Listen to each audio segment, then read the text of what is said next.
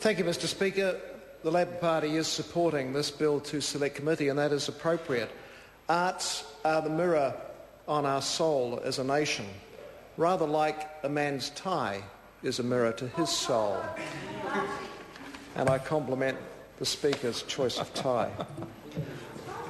Noting this bill covers the arts sector, which reflects on our unique identity as New Zealanders, I must also note that it's a little sad that this is not being paralleled in the broadcasting sphere, which is another window to our unique culture as New Zealanders, where we see the unique identity of New Zealanders as previously supported, not reflected in another bill before the Parliament in relation to Television New Zealand.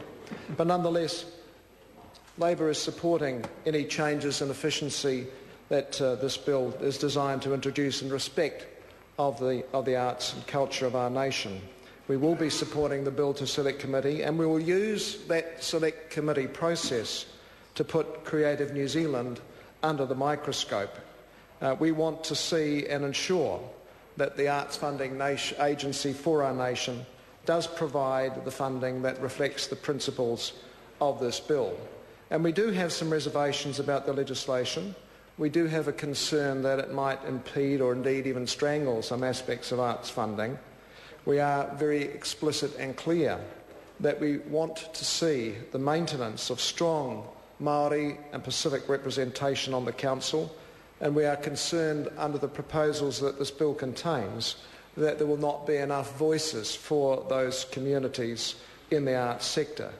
And the replacement of Te Whakatoi, which has been a representative body for the Māori cultural and arts community, obviously we are concerned that that will simply be enfolded into the Arts Council, and we question and will be looking through in the Select Committee process whether there will be sufficient representation, not just for the Māori arts community, but that represented under the current structure for the Pacifica arts community and indeed the wider ethnic communities, which often contribute so much to the cultural vibrancy that the arts now represents across our nation. If you think of people like Jacob Rajan and the series of plays that he has produced and delivered across this nation, supported, I believe, by the previous Arts Council structure.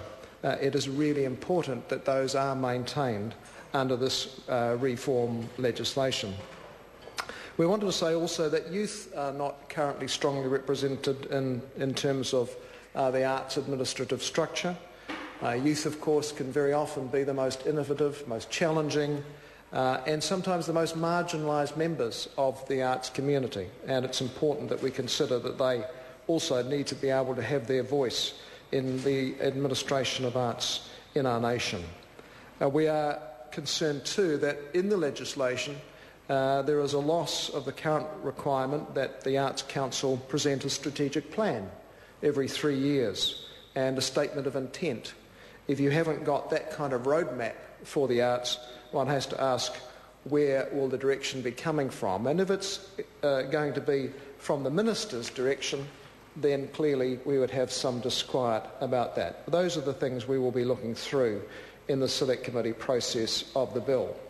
I wanted to talk for a moment about community outside of Wellington and Auckland as provided for under this legislation, and to reflect on the importance of the arts in communities outside here in Wellington and in Auckland, and to note, for instance, in my city of Christchurch, how essential the Christchurch Symphony Orchestra is to the arts profile of our city, and indeed wider than our city, because people come from far and wide to hear the CSO perform.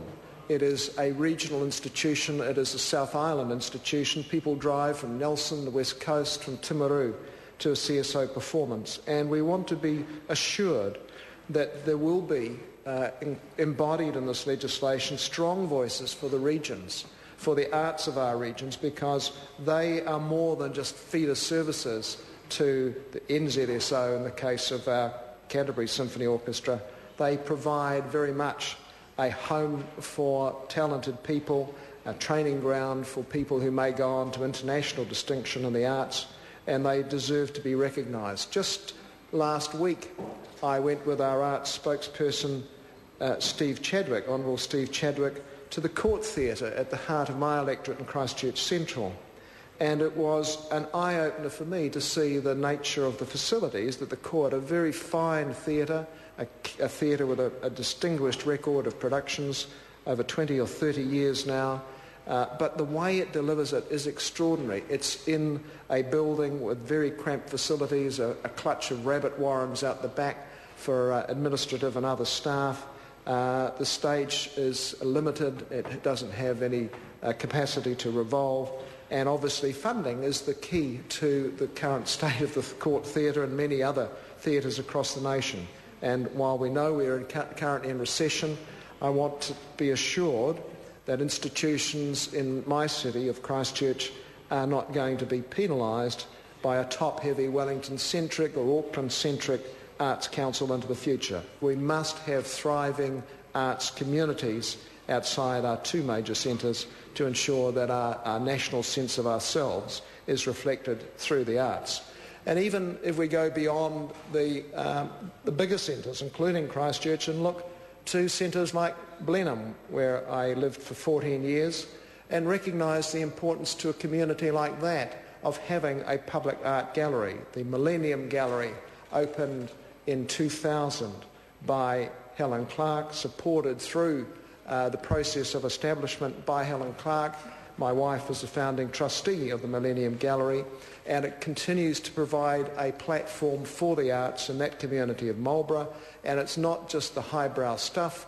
I was at the opening 2 weeks ago of an exhibition of photographs of one Peter Bush, and across the walls of the Millennium Gallery were the photographs that Peter Bush had taken since 1948, I think was his first test match.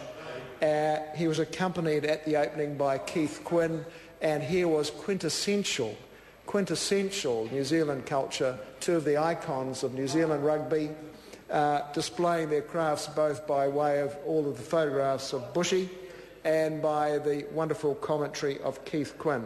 It was a magical event, and it can only take place in an environment like a properly funded gallery with the capacity to do justice to the photographs, to have the lighting, to have the curatorial staff who can put together an exhibition like that, run sessions over that weekend with Bushy and Quinn to allow people to actually engage with him as the photographer and him as the raconteur.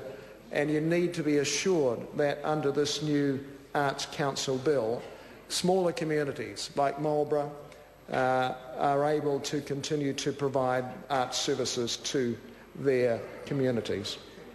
We're obviously looking at this bill in respect of the way it empowers the establishment of community arts councils, and the fact that the Arts Council may be under this bill be able to appoint territorial authorities to administer community art councils subject to the consent of the authority.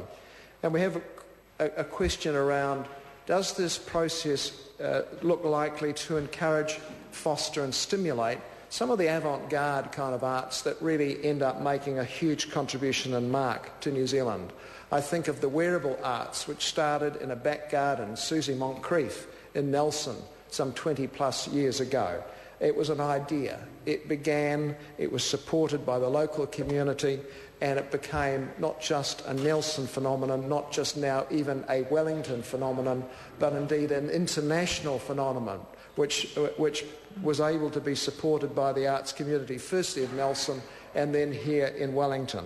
And consider the benefits that has brought to us as a nation in terms of the return we've had for those early days of small support and investment through the arts funding structure of the time.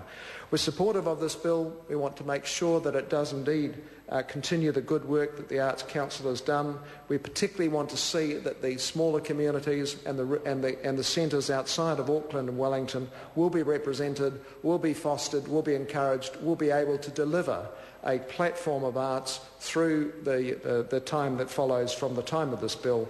We will be supporting it to Select Committee. We encourage the government to be open in the process so that we are assured that into the future New Zealand arts will continue to thrive as that mirror on our soul, which we all know is very important to us in our own sense of being New Zealanders. I call Catherine Delahunty.